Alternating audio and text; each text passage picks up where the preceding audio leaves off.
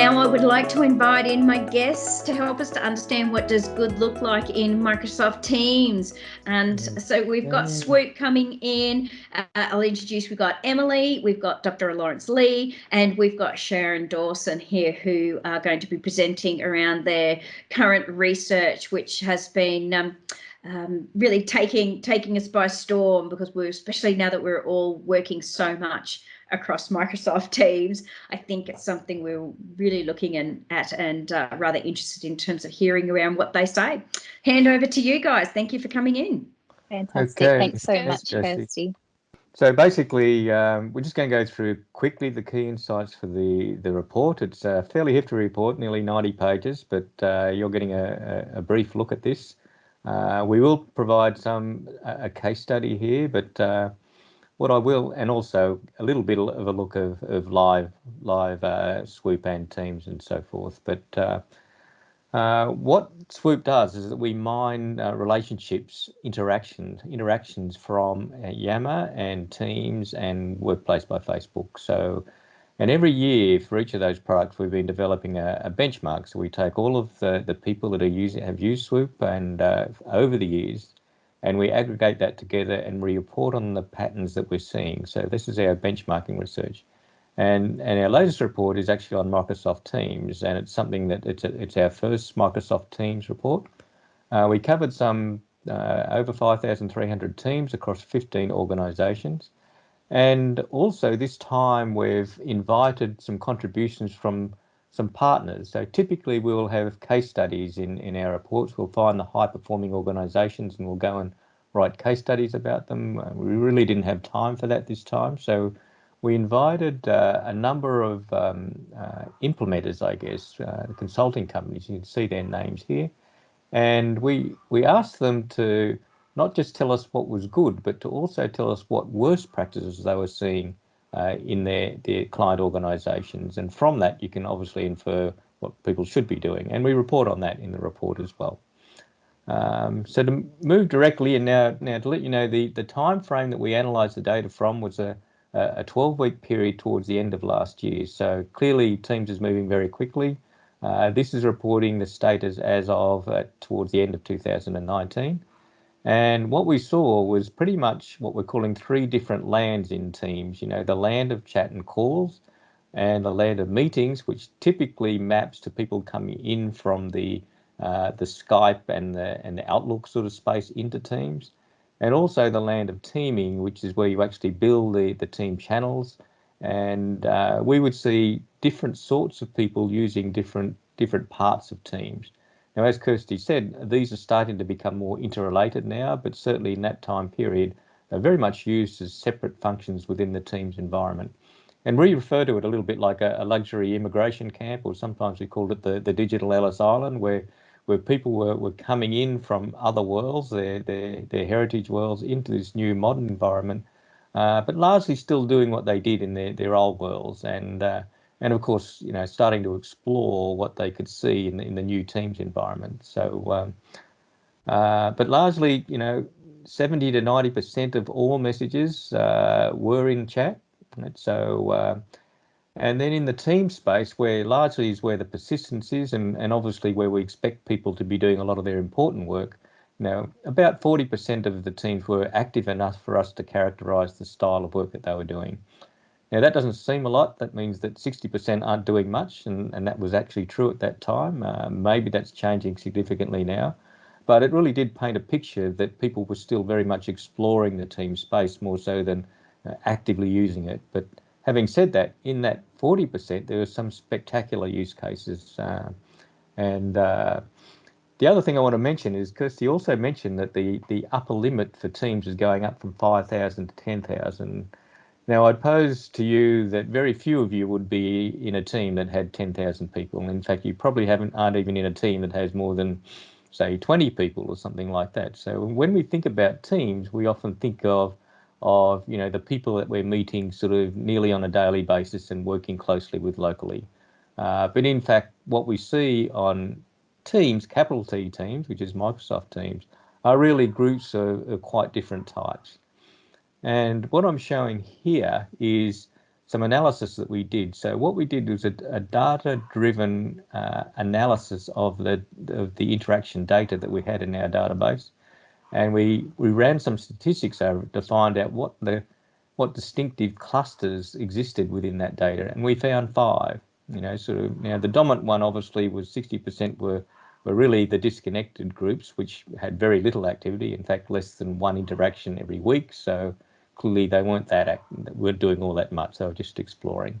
But in the other 40%, it was quite interesting. So 7% were what we'd call single leader teams, and you can see the little icon to the right, which is pretty much saying this is a team that has one dominant sort of player and more or less calling the shots. And this is the sort of team that we probably experience more in our face-to-face and business as usual teams, if you like. The self-directed teams, again, you can see the icon on the right, 13%.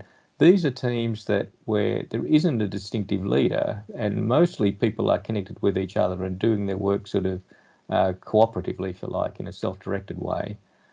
This is in fact the aspirational team. This is the one that, when you read the academic work or the professional journals, this is the sort of team that they say we all need to be, right?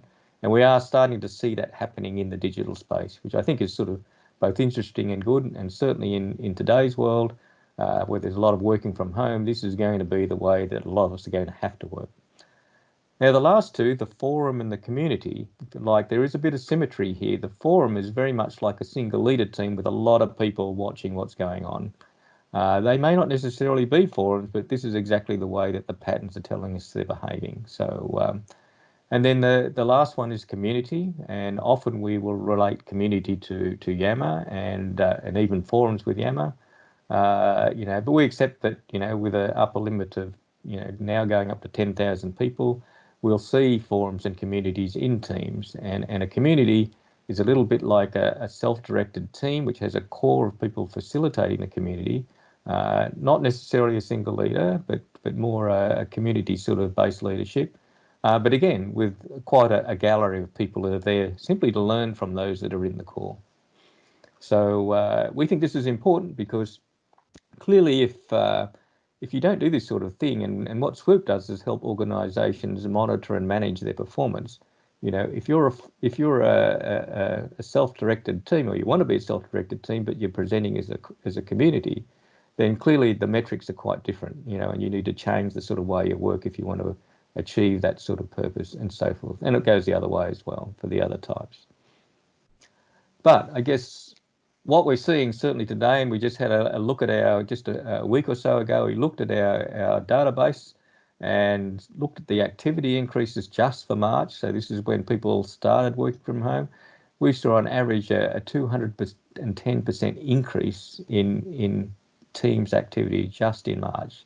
So it's becoming a very interesting time now. We're going to monitor this over time now.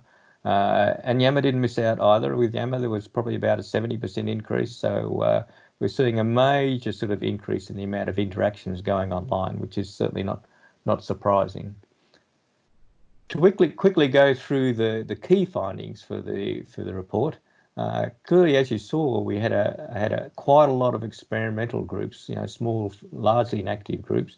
But we did see a big gap between what we would say the average performers and the best performers. So no doubt there was some spectacular uses of Teams, but there was a big gap between what they were doing and what the average team was doing. On average, staff are members of up to 3 teams, but mostly active in 1. Now, I've had comments on the report about this, and some people have said, oh, I'm in far more teams than 3. Surely that's the case. Now, I think you on the call were probably saying the same thing to yourselves, but think about the sort of study we're doing where we're looking at everybody in the company of 20, 30, 40,000 people. When you include those sorts of people, there's an awful lot of those that are just in one team. Another question we were getting from our clients was that, Teams is being presented to them by Microsoft as a hub. This is where you need to sort of do your work and bring in other applications into that space. And they're asking us, could we tell them, to what extent that was happening? So when we ran the numbers on that, we found that, you know, almost 70% of the team sites were adding extra tabs, which I think is reasonably impressive.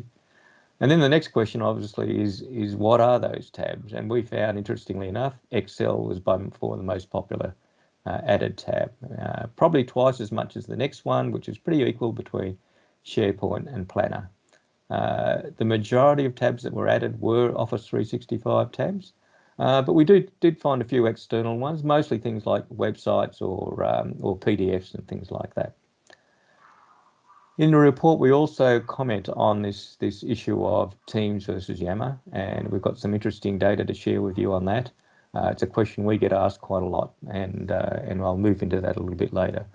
But on this slide, I want to emphasize the good things, you know, the exceptional teams, because what we do as part of our benchmarking is when we identify the high-performing teams, we go back to our clients, and because I should mention that SWOOP doesn't take any messages, if you like. We work with metadata, so when we look at a team, we only have the team's ID. We don't have their name, and we don't have any people's names or anything like that. We just have, if you like, metadata. So we go back to our clients and we'll say, well, you know, here are the IDs of some great self-directed teams, or here are the IDs of some wonderful communities. You know, what can you tell us about them? What feedback can you give us? And generously they've come back often and said, oh yeah, well that's this and this team, and some of them even given us little mini case studies about what they do. So we know a fair bit about what the great contexts are for using Teams, and these are the four that I've aggregated and split out. The first one is around cases where the organisation is monitoring something around the globe and around the clock. You know, and a typical one might be, you know, let's say a security team that's looking at intrusion sort of issues, you know, around a global organisation. Clearly that has to happen around the clock. Things have to be shared, so they do have to store stuff in Teams so that the people coming on later in the day can follow on with that work. So, and there was a number of instances of that sort of use that were very active teams, and frankly quite larger than teams. I think the most active team that we had actually 25 members, but they were actually posting in the Teams channels on average each, I think, once every 14 minutes of the day. So, you know, very active. And of course, chat, which is like 30 times more, wasn't even included in that count. The next one was the offshore-onshore sort of collaboration. So typically organisations do now have offshore teams, not always just outsourced work. You know, often they're peer-to-peer offshore-onshore work to work around the clock. And, you know, often the offshore people don't have access to the full resources of the company. So often the onshore team is actually facilitating that. We saw a lot of that in the high-performing teams.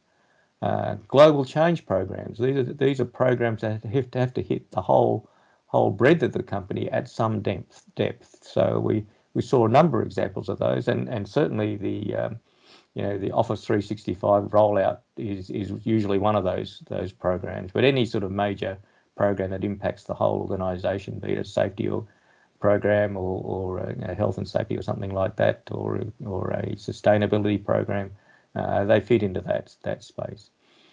And the final one is we have a number of consulting companies in our early sample, and they're using the external Teams functions quite strongly. Now, I know a lot of the big organisations actually block that use, but you know, we can certainly see there's a lot of value in what these people are getting from being able to run a team externally on a client site and still have access to their own resources inside their own organisation as well. In fact, the clients appreciated that as well. So I think this is really a growth area for Teams, and certainly if people can be convinced to not block that, I think they'll get a lot of value in working with their partners in both suppliers, clients, and partners.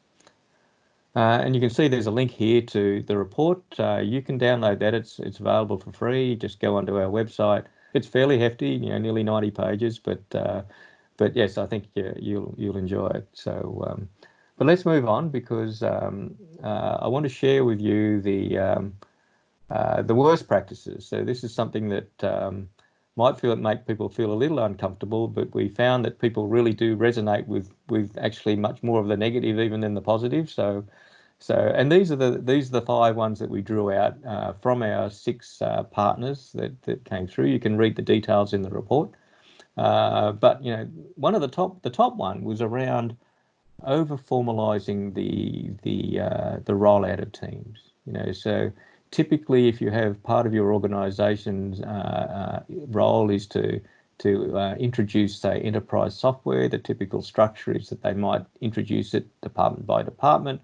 They might have a comprehensive training program where everybody gets trained totally in it before they roll it out to them, and then so on and so on. Well, our consultants were saying this is not the right way to use it with teams. You know, it should allow a little bit of experimentation, but it certainly shouldn't be over-structured or over-formalized. Otherwise, you'll just get tied down. And what they found was that even the training becomes very technical. So it's not contextual, and certainly they were certainly promoting the fact that training should be contextual with what the team is trying to do today. The second one is sort of related to that.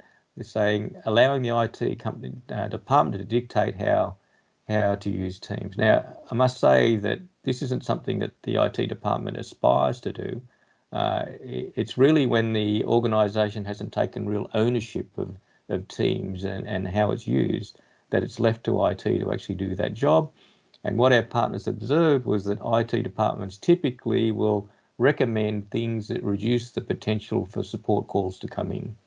You know, so related to the third point, they might say, just create teams that reflect what you've got in your business as usual, you know, and that way we don't have to worry about the directories changing and stuff like that. It'll all be consistent, it'll all be neat and so forth. But our consultants were saying, well, this is actually the wrong thing to do.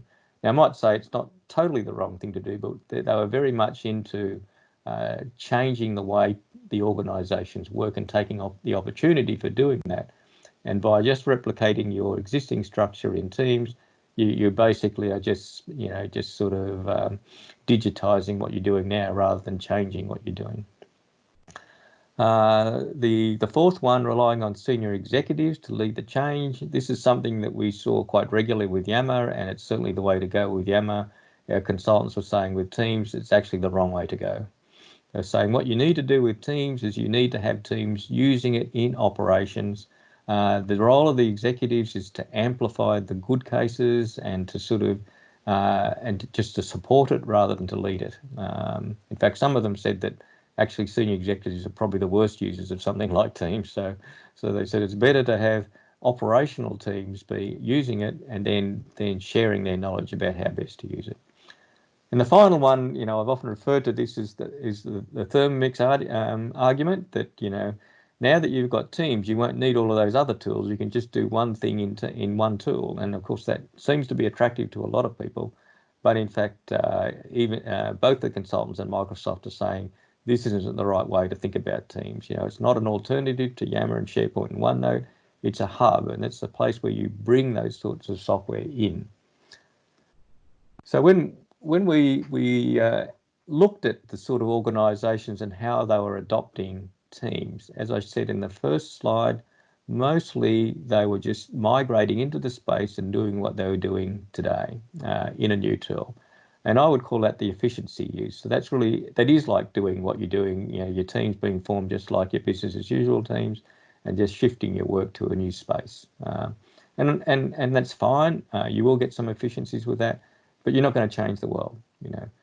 Some of the more adventurous sort of adopters were starting to try and be more agile, at least in their development spaces. So their project spaces, if you like, and their teams in their spaces were more free-flowing, not related to the business as usual, often crossing those boundaries.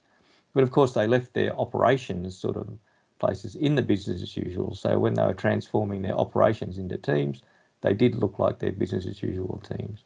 And that's sort of like a halfway house. And of course, the final one, which we didn't see anybody in our database having there, was the transformation where people go totally into teams, but also restructure their whole operations at the same time. Now, that's aspirational, but I'd have to say that in these times, I think a lot of organisations will be certainly considering that. now that we've been forced into the situation that we're in now. Now, the final part I'm going to talk about is culture, and this involves both Yammer and Teams. I've been interested in how you might monitor culture using real-time tools for a number of years now. Done a lot of research on that, and of course, those of you that have been involved with cultural studies in your organisations will know that you'll probably get the annual survey and you'll fill that out, and then of course after a longer period, you'll get some feedback that will often be quite aggregated and generic and so forth, and largely it's not a great experience.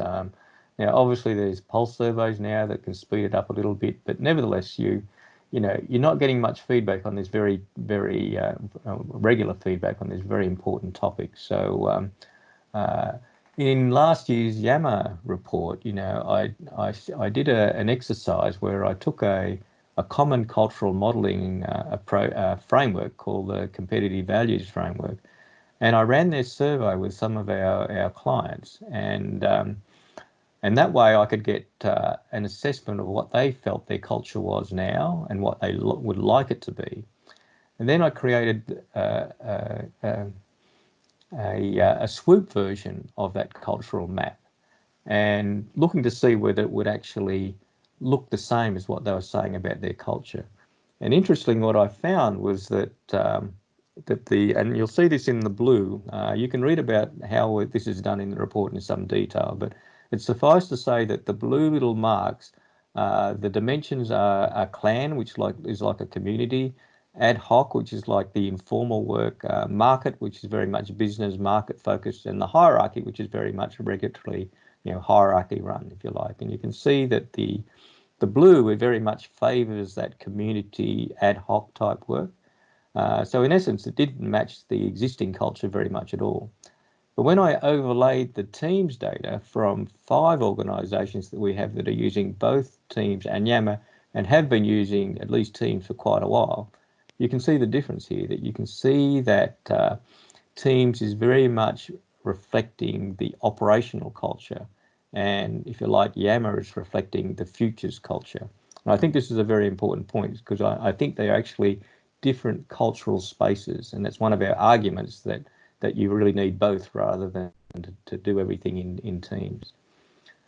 We took that analysis a little bit further, and we looked at those clients and looked at how much were they interacting across their formal lines of business. And on the right, you can see this is the same client, but this is their Yammer network. And you can see it's a very busy network, right? So each of those orange dots is a formal business unit, and the lines mean interactions that are crossing those between those units. And the thicker the lines, the more interaction there is. So very busy map. You look to the left and look at the same organisation, but their Teams interaction, and you can see there's far less interaction, so a lot more of the Teams interaction, even though you can have very big, teams, if you like, that potentially should be crossing the formal lines of business. They're not really happening, certainly not right now in the 5 organisations that we're looking at. So you can see here that there is quite a distinct difference in the way that people are using Yammer and using Teams. And this relates to some work that's been done in the culture space by a Harvard professor called John Kotter. That anybody who studied culture and cultural change will know John Kotter, who wrote the book on cultural change in the 1990s. In 2014, he came out with a follow-up book called Accelerate, and in that book he said that, well, it hasn't been possible for organisations to change to a universal one culture fits all. He said what we're seeing is that there is an operating culture, and then there's a network culture, and the important thing is to sort of operate these, together. And he called it a dual operating system. And I think what's exciting for us is that we think that in Teams and Yammer, we have a way of actually measuring how this dual operating system might be working in organisations. So I want to hand over now to Sharon Dawson. She's the one that writes our case studies, and we do have a case study here with a company that's really been benchmarked very well with Yammer and Teams. So it's over to you, Sharon. No, thanks, Laurie. So Laurie spoke about best practices in teams, and what we wanted to show you is what does a good team look like.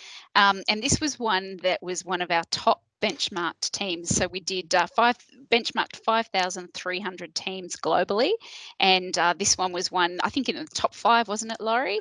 It came out. Yeah. So it was a nice one to highlight. And so it's from a company called Real Foundations, which is headquartered in Dallas, Texas, and they have offices all over the world. Not a huge company. I think it's about 600 people. They also have an awful lot of external people on their Yammer network as well, because they work with a lot of partners. So this photo, Laurie, can you hit the slide? And you'll see this is the lovely Naomi Souza, and she is the Director of Presence and Assets for Real Foundation. So she's based in Dallas, Texas, but most of her team is actually based in Chennai in India. And here's a photo of some of her team to bring them to life for you.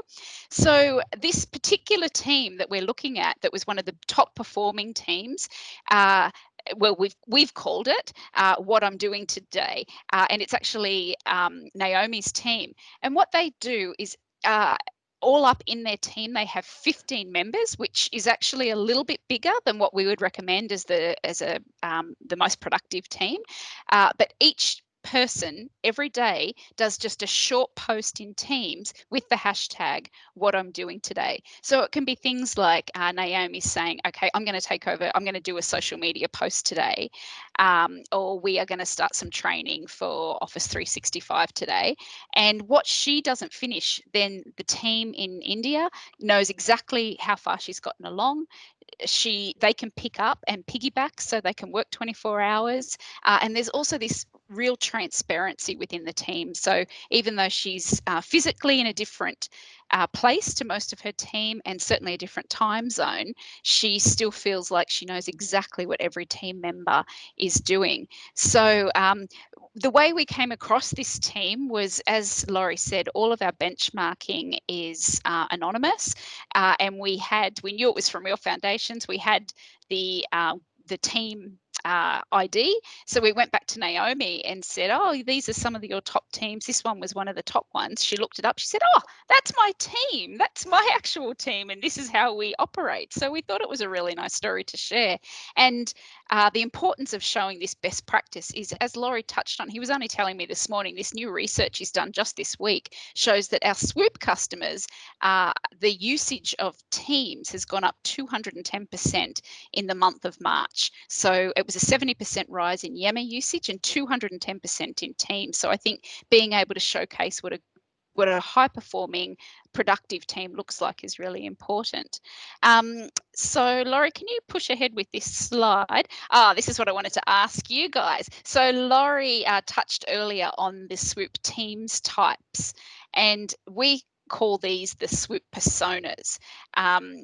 And we have 5 different personas within teams. So it's the self-directed team, the single leader team, community of practice, the forum, and the disconnected team. So here's our little test for today. I wonder in the chat if someone can give me an idea, what sort of team do you think Naomi's What I'm Doing Today team would be?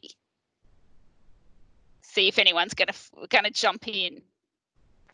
No, doesn't look like it. Anyway, they are here we go. No, not a single leader team. We've got a few more, and Ben says yes. Ben's brownie points for Ben. And for Justin, yes, it's a self-directed team. Oh, here we go. Love this. Everyone's coming in. No, not a community of practice. They're actually a single leader team. Actually, Laurie, why don't you jump in here and just explain what a single leader team is and how important it is for that smaller group type within teams to get productive work done. Yeah, so Naomi's team, actually that picture of her Chennai team, it's smaller than that. It wasn't all those people. So I think they're up at about 14 people. Yep. And we classified them as a self-directed team, principally because they're all connecting to each other in two-way connections, right? So the archetype sort of self-directed team is that everybody is talking to everybody in two-way connections. And it's important that you have those two-way connections at scale, because that's how you build trust. And if you've got a remote self-directed team, that trust becomes even more important. So that's our key measure of trust, so and that's why they got rated so highly. So yeah. So they're the two I guess the teams that the sort of team that most smaller teams are going to want to be aiming towards is that self-directed or single leader teams. So again, here we go. I've got it here. We were wrong. 14 team members. It was 15 team members in her group, which, as I said, is higher than Laurie's research would recommend. But obviously, it's still really productive.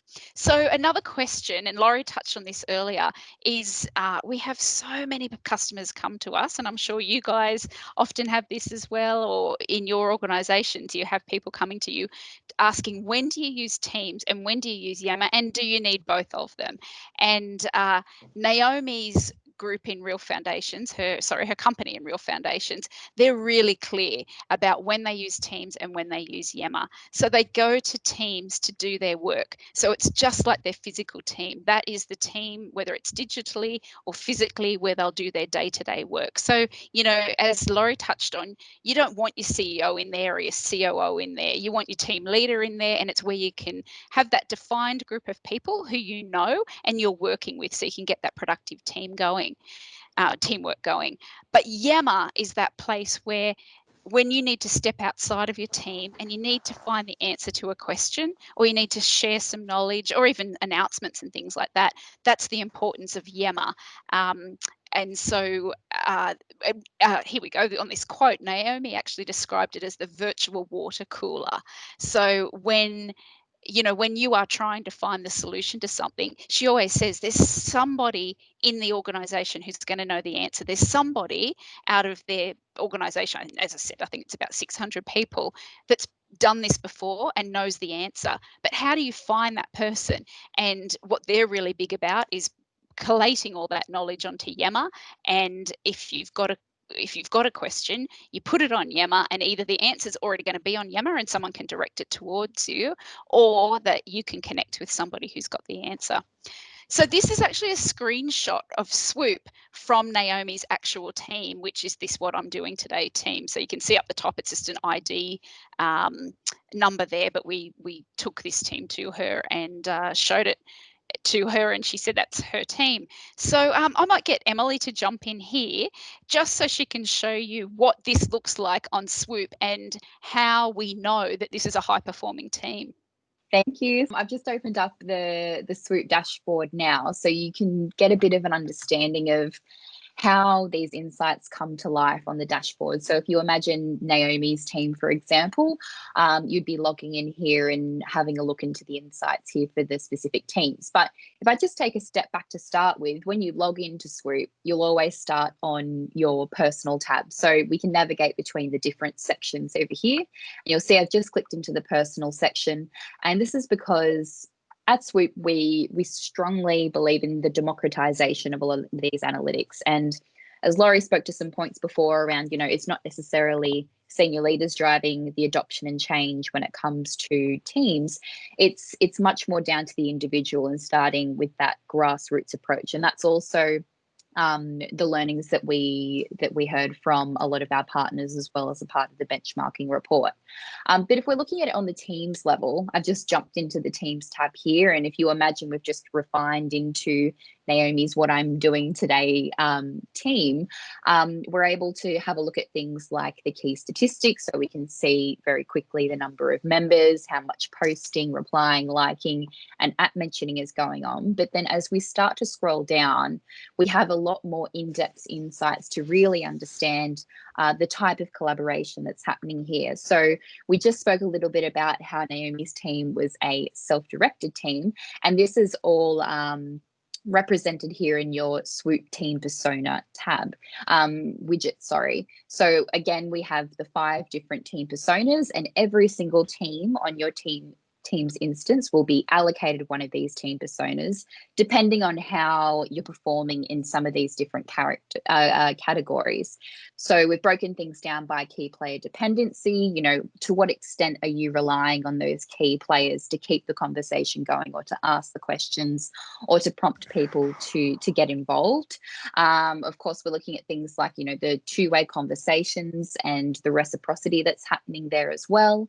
And also looking at things like the gallery. So are there any people in this team who are largely inactive? You know, are these members of the team that don't necessarily need to be there, or have they been mentioned in one odd part of the conversation and they're not necessarily required for the ongoing collaboration happening in the team there as well?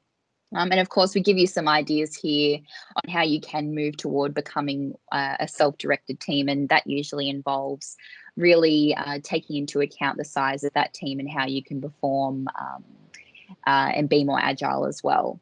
In your dashboard as well, you'll be able to see things like your team network map. So if I click show names here, it might be a little bit more interesting.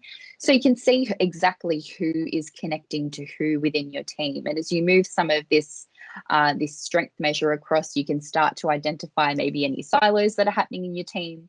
And also any of these red lines will show you where there's a two-way relationship between people, and any of the gray lines will represent if there's a one-way interaction there as well. And as we start to look into some of the other SWOOP measures as well, things like your curiosity index or your mention index. Curiosity, for example, is just very simply measuring the proportion of messages that feature a question mark. And this is a really great way to drive further collaboration in your teams. And when you combine some of these insights here, so for example, you see the average curiosity for your team, you compare that to the curiosity on average for the entire organization. If you combine that with some of the insights that you find in our recently released Teams benchmarking report, we can also say that for the particular, we can give you some insights based on your SWOOP team persona and where some of these numbers should ideally be sitting on average. And we also provide you with some recommendations or targets as well. So the curiosity, if you're a self-directed team, it should be maybe sitting somewhere between the 30 to 40% mark. And you can also see the impact of asking a question here as well. So if you're excluding a question, on average, you're receiving about half a response. And then when you are including a question, then, you know, moving towards a little bit more. So you can see how that all comes to light in your network.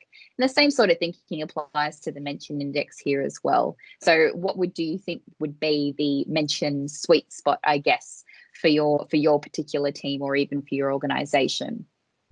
And as we start to scroll down a little bit further, you'll see things like your cross enterprise collaboration. So we can see how certain departments are interacting, and Laurie showed that really interesting comparison of cross enterprise collaboration on Yammer versus Teams. So you can see how that comes to light for your specific team.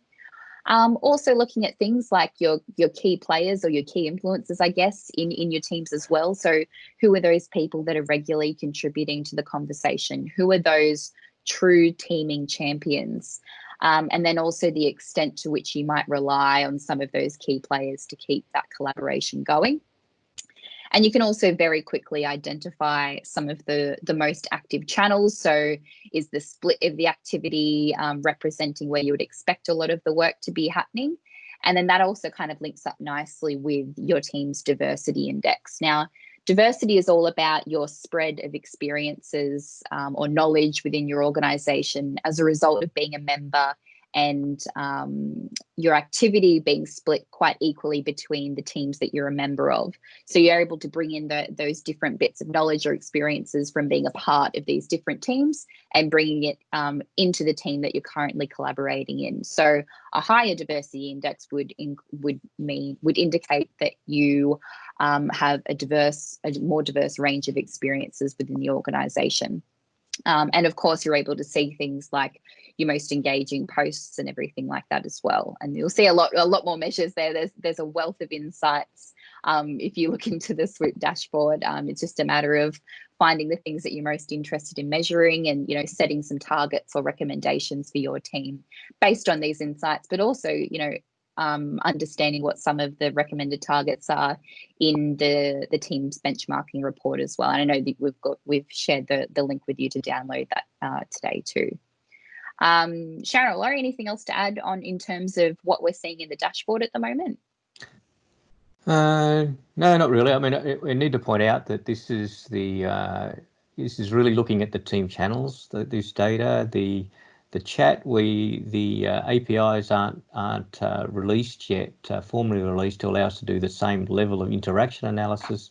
But we'll be introducing soon the aggregated chat data, so the things that are in the report will be part of the dashboard in the next quarter. So, but they will be aggregated results. So we'll be able to tell you, how many chat messages, who was chatting the most, things like that. But we won't be able to tell you who was chatting to who. So that will probably we rely on Microsoft for that. So and I think they've got some other things on their mind at the moment other than extending their APIs or finalising their APIs. So, but nevertheless, we will have chat covered in the dashboard, at least in that aggregated way, in the next quarter. So I think we're probably ready to hand back, Emily. Okay. Brilliant. Thanks very much, guys. There's certainly some really, fascinating research that's actually come out of your report, which I know is quite lengthy. So it's really good to get a little bit of a synopsis and a bit of a breakdown of all that content so that we can digest it a little bit. Do we have any questions from the community before we go over and start finalising out? Happy for you to put them in meeting chat or unmute yourself if you like, and feel free to ask a question of the team. Otherwise, I will start to close out with some of the final pieces of information to be able to help and support you. Do you have any questions? Hi, it's Darren here. Hi, Darren. Well done. It's a good report. My question is, you talked briefly about the third-party applications. What about the Power Apps and people using Teams as not just as a collaboration and chat? I know you did some SharePoint, but using it for application purposes as well. Did you do any reporting on that? Yeah, I guess basically we looked at what tabs the teams have added and reported on the ones that that we could find. So there were a few that I guess it's a bit cryptic sometimes as to how you identify what's in a tab in terms of what we can see. But largely anything that was not identifiable as, usually it was the Office 365 apps or something like PDFs or websites were very much in the minority. So we weren't seeing, and we didn't even see Yammer for that matter. We didn't see Yammer featuring that highly either, as people would, because they can still go to Yammer separately, but going through the tab, which we think is probably preferable if you're going to be sitting in Teams most of the day. We didn't even see that. So I'd have to say that custom apps, we didn't see a lot of that at that point in time. I think it's still pretty early for them, if that's what you're meaning, the custom apps that your team might be using. That's right. Because that would bring some more power to the teams as well to see what else. Yeah. But yeah, as you said, it's probably early days. And of course, they have to be in the App Store to be able to bring them in as well. Sure. So in fact, SWOOP is in the App Store. So and we didn't see much of SWOOP coming in the tabs either. When we like to see more of that. So I think we will see that over time. But at least we know people are using them. So they are actually using Teams as a hub. The easiest things to add at the moment are Office 365 things. So, and that's what we're seeing.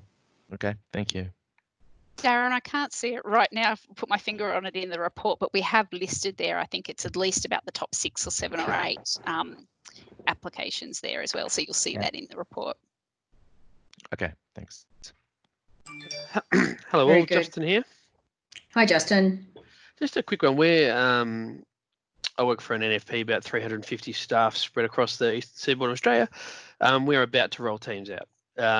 And I'm still working through with the business around what will be a team, what will be a channel, and so on. You mentioned throughout this session and through the report I'm reading at the moment that you're suggesting that 10 to 15 max per team.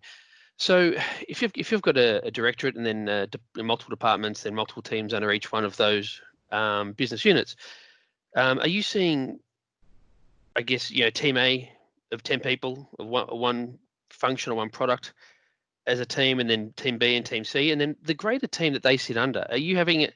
Is the recommendation to have a separate team for them, or go straight to Yammer at that level?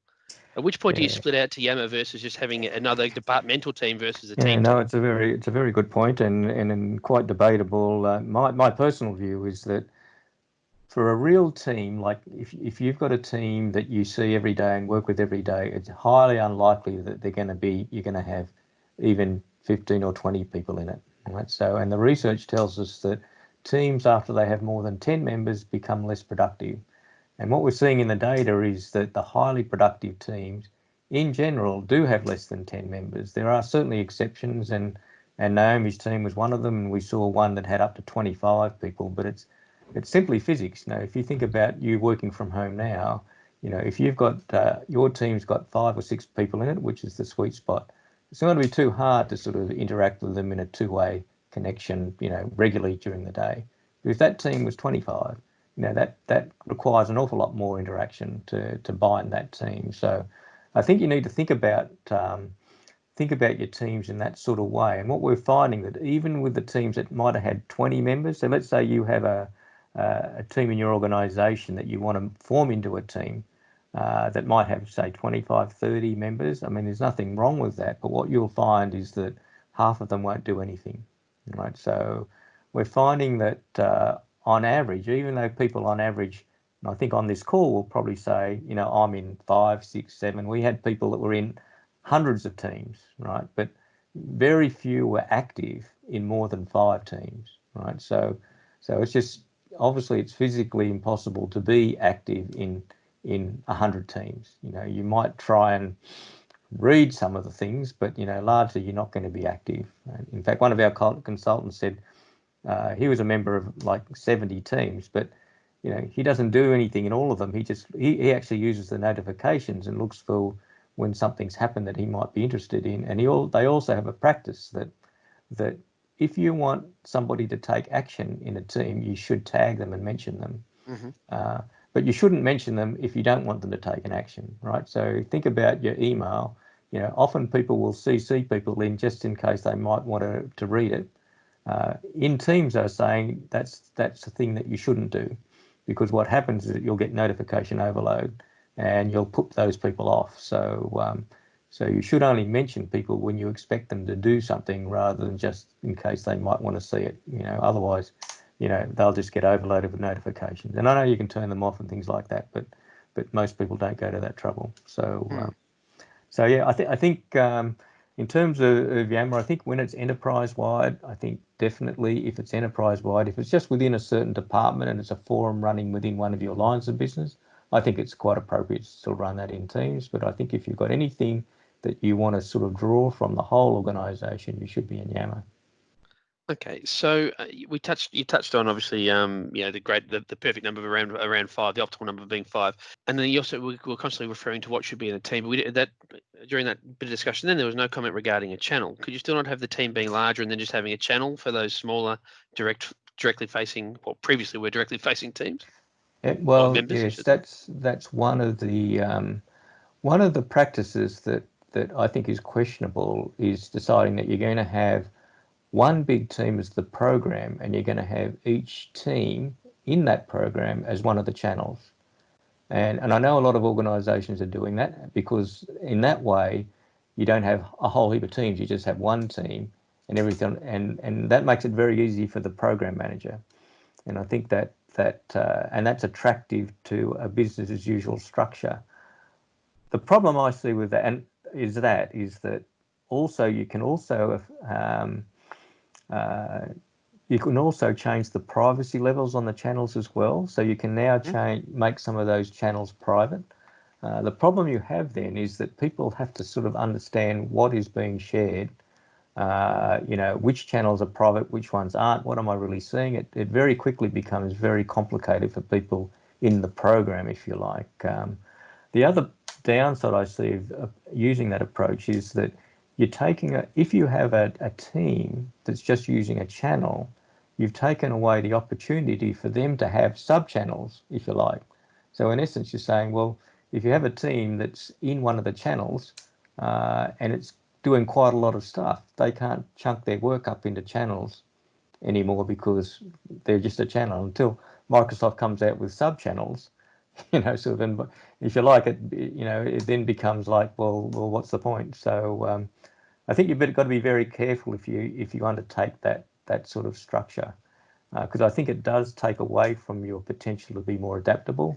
Of course, it does mean that you have to create more teams, and some organisations are managing that through naming conventions and so forth, so that you can still be seen as part of the same cluster of teams, but not necessarily having to be in one team. So I know it's still a debatable point.